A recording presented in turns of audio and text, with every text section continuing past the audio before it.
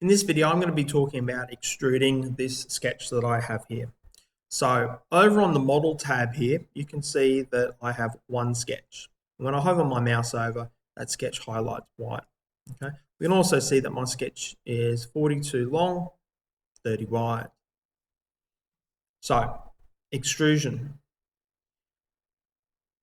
Up under the 3D model tab, we have the extrude function. So I can left click that with my mouse and up pops a window. Now, this program's pretty smart. It knows that, oh, there's only one profile here. It's enclosed already, so I'm going to automatically select it.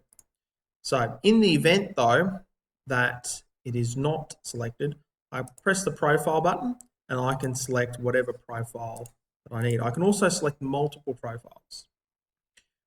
Output method, very important.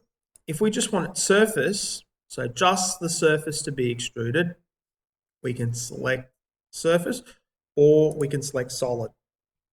In this case, we're going to select solid. Now, this part's going to be 12 millimeters thick.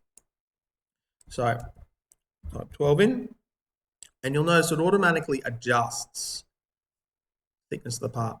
When I'm done, I can press OK. Like everything, I always make sure I save regularly.